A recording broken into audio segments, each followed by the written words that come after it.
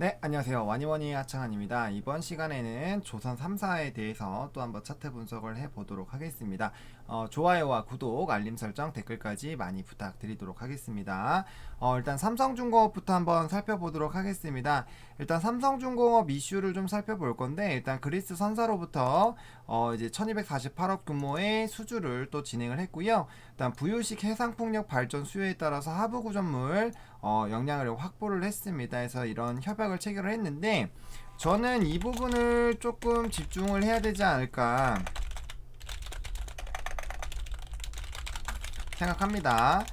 전 세계적으로 해상풍력의 경우 굉장히 시장이 커지고 있습니다. 제가 이제 CS 윈드 이제 그 투자 영상이라고 해야 될까요? 종목 분석, 종목 분석 영상이라고 하면 되겠네요. 종목 분석 영상을 촬영할 때 제가 언급을 드렸지만 최근에 이제 그린 수소 관련돼서 해상풍력에 대한 기대감이 굉장히 커지고 있고요. 그다음에 정부에서도 2030년, 2020년까지, 2030년까지 5대 국가로 나아가자 라고 하고 있고, 뭐 벌써 국내에도 11조 원 투자한다는 이야기가 있죠. 이렇게 좀 진행이 되고 있습니다. 그리고 지금 특히 EU에서는 엄청나게 그 해상 풍력이 강하잖아요. 여기가 해상 풍력이 강한데, 그렇기 때문에 이제 해상 풍력을 활용해서 그린 수소를 좀 만들려고 하고 있고요. 이제 이제 뭐 제로 탄소 그리고 친환경 관련된 그런 흐름들이 높아지면 높아질수록 결국에는 해상풍력에 대한 기대감이 커질 수밖에 없는 거죠. 그리고 해상풍력 같은 경우는 일단 입지에 대한 그런 자유도가 있고, 그 다음에 단지가 가능합니다. 단지가 가능하고, 그 다음에 육상보다 훨씬 더 좋은 효율을 나타낼 수 있기 때문에 결국에는 앞으로 늘어날 수밖에 없는 구조고, 지금 전 세계적으로 굉장히 많은 나라들이 투자하고 성장하려고 하고 있습니다. 이거는 뭐 유럽도 그렇고 미국도 그렇고 중국도 그렇고 뭐 대만도 그렇고 뭐 등등등 엄청나게 많은 나라들이 그렇게 지금 진행을 하려고 하고 있기 때문에 삼성중공업이 이렇게 다시 해상풍력 쪽에 대한 그런 부분들을 이제 진행하려고 하는 것은 긍정적이다 라고 개인적으로 생각합니다.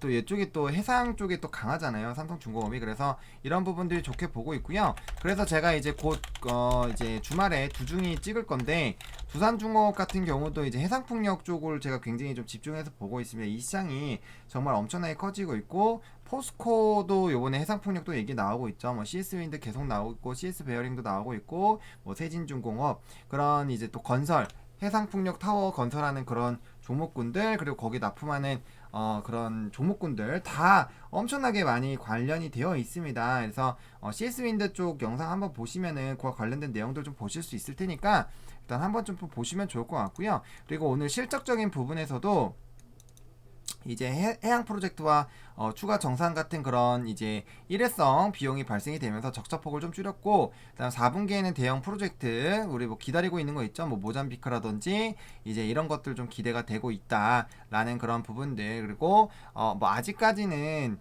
뭐 수주 목표치가 굉장히 낮죠. 50%도 달성한 그런 기업들이 별로 없습니다. 하지만 이제 특수선 그리고 하반기 수주에 대한 기대감들은 여전히 남아있는 상황이고, 원래 규모 자체가 크기 때문에 조금 이런 계약이나 이런 흐름들이 나오는데 조금 지지부진할 수가 있습니다. 그래서 그런 부분들 좀 참고해 보시면 좋겠습니다. 오늘 일단은 조금 아쉬운 거는 지수만 좋았다면 오늘 좀 지수의 영향을 받은 것 같아서 모처럼 거래량 터지면서 이제 21선까지 좀 상승을 해주는 그런 모습이 나타났는데, 만약에 21선을 안착하는 이런 흐름들이 나타났으면 더 땡큐인데 일단은 올라갔다가 다시 좀 눌렸습니다. 그래서 다음 날에는 이렇게 한번 물량 소화를 했기 때문에 빠르게 이 이제 갭 부분을 여기 5일선을 타주는 그런 부분들을 좀 보시면 좋을 것 같고요. 일단 갭을 메우기는 메웠습니다. 갭을 1차적으로 메웠는데, 사실 갭 메울 때 이런 식으로 올라가서 버팅겨 주는 게 베스트긴 한데, 오늘 일단 뭐 그렇게까지 뭐 퍼센테이지가 이게 엄청 크진 않았습니다. 3% 정도인데 조금 아쉬웠다. 그래서 올라타주면은 다시 아랫라인 박스권 만들면서 충분히 상방을 노릴 수 있는 그런 부분들이 있었는데, 이런 부분에서 조금 아쉽다. 그래서 5분봉 한번 보겠습니다. 5분봉 봤을 때 제가 항상 말씀드리고 있죠. 이 120선이랑 벌어져서 가고 있는데 요거를 만날 때 이제 하락할 가능성이 굉장히 높다라고 제가 말씀드리는데, 애초에 21선 뚫고 내려갔을 때부터 사실은 좀 고민을 해봤어야 되는데, 5분봉이니까 보수적으로 요 라인 정도가 깨졌을 때는 원래 단타로 만약에 여기서 접근을 했다라고 하면은 요 라인에서 까주면은 이 정도의 수익은 볼 수 있기 때문에, 이런 부분들을 지속적으로 영상 보시면서 단기적으로 만약에 트레이딩을 한다면 이런 식으로 접근해야지 라고 생각을 해주시면 좋을 것 같고요. 그 다음에 60분 봉상으로 봤을 때 이게 지금 그래도 나름 나쁘지 않았던 거는 120선까지 돌파를 했었다가 빠졌습니다. 그래서 다시 요 라인만 좀 올라타주면, 5,100원 이상으로 좀 올라타주기 시작하면은 충분히 120선 밑으로 깔면서 충분히 상승을 할 수 있기 때문에 그런 라인들 좀 보시면 좋을 것 같고요. 일단은 뭐 월봉상으로 봤을 때 요 하단 부분을 지금 자리를 만들어 나가고 있기 때문에 다음 월봉에서 이제 양봉만 떠주면은 문제가 없을 것 같고, 수주에 대한 가시화들이 나오면 당연히 양봉이 나올 겁니다. 그리고 지금 요렇게 아직까지 바닥 다지고 있기 때문에 제가 이거 5,050원 계속 강조 드렸었던 것 같아요. 그래서 요 라인 아직 이탈이 안 됐기 때문에 일단은 다시 조금 여기에서 상승해 주는지 좀 지켜보시면 좋을 것 같고, 지금 일단 주가 자체가 요 라인까지 깨지게 됐어. 한번 갭 메운 것 같기는 한데 갭이 조금 애매하네요. 여기 지금 보시면은 고가가 4990. 네, 덜 메웠죠. 20원어치 좀 덜 메웠습니다. 아직까지 갭이 조그만하게 남아있어요. 그래서 한 번 정도 더 조정받는다면은 거기 갭을 메우는 그런 흐름들이 나올 수 있습니다. 그래서 제가 갭 부분은 계속 강조를 드리고 있기 때문에, 갭을 메울 때 메우더라도 빠르게 반등이 나와줘야 된다라는 그런 부분들 좀 인식해 주셔서 접근해 보시면 좋을 것 같고요. 대우조선해양 한번 살펴보도록 하겠습니다. 대우조선해양도 이슈가 있죠. 대우조선해양 같은 경우는 한국조선해양부터 할까요? 아니, 이 얘기 나왔으니까 이제 대우조선해양부터 하겠습니다. 대우조선해양 같은 경우는 3자 배정 유상 증자가 있는데, 이거 갖다가 아마 좀 고민이 많이 있으실 거예요. 근데 저는 개인적으로 3자 배정 유상 증자 같은 경우는 긍정적으로 보고 있습니다. 일단은 호재로 작용하는 게 대부분이고요.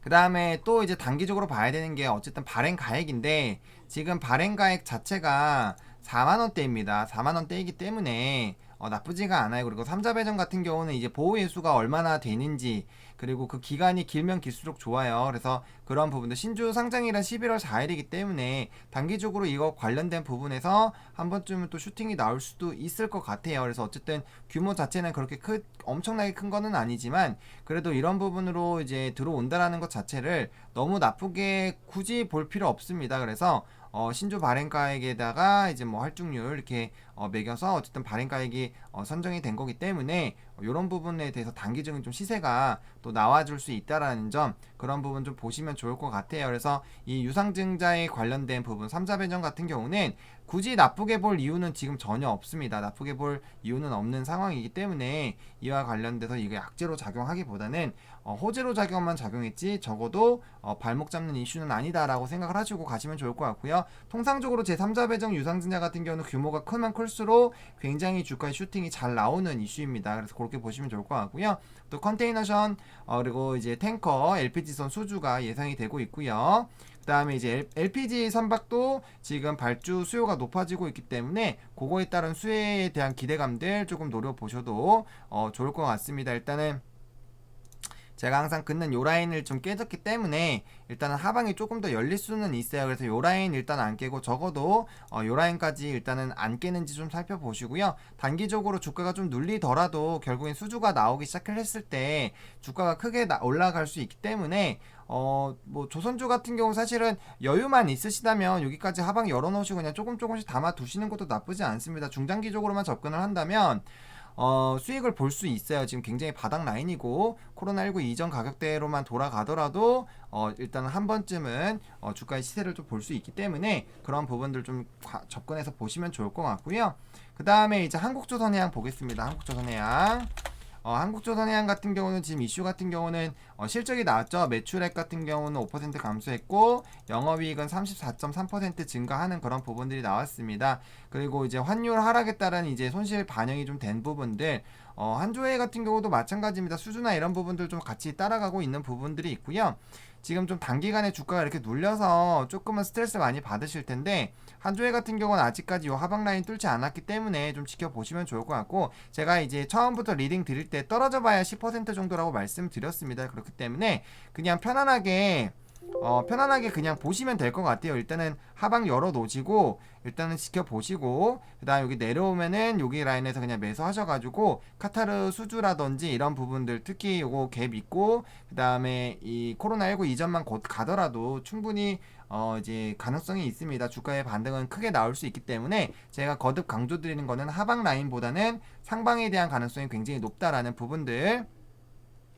근데 월봉상으로 너무 무너지게 됐을 때는 좀 추세적으로 많이 하락이 되기 때문에 언제 매수할지에 대해서는 꼭 고민을 좀 해봐야 되겠습니다. 그래서 만약에 매수하실 의향이 있으시다면 지금 그렇다고 지금 현재 가격에서 뭐 까고 정리하고 다른 종목으로 옮기기에는 또 그건 또 아닌 것 같아요. 그래서 일단은 하방이 많이 열린다라고 하더라도 일단은 해봐야 10에서 15%고, 그 부분이 빠졌을 때 바닥 라인에서 이제 수주 들어올 때 잘 잡으면 충분히 큰 수익을 노릴 수 있거든요. 그래서 그런 방향으로 저선주는 접근하는 게 맞지 않을까 싶어요. 그래서 일단 주가가 많이 빠져 있는 상황에서는 사실 크게 대응해봐야 큰 의미가 없습니다. 그래서 차라리 여유 자금을 빠르게 만드셔서 투자할 수 있는 자금을 뭐 다른 걸로 단타를 치시든 아니면은 뭐 월급을 조금씩 모으시든 그런 식으로 해서 이제 밑부분에서 확 매수를 하셔가지고 단가 확 낮추고 수주, 카타르 수주나 이런 잭팟 수주 터지면 분명 슈팅이 나올 거예요. 그리고 LNG선에 대한 수요는 늘어날 수밖에 없습니다. 이제 코로나19라는 그런 부분들 때문에 좀 연기가 되고 있기는 하지만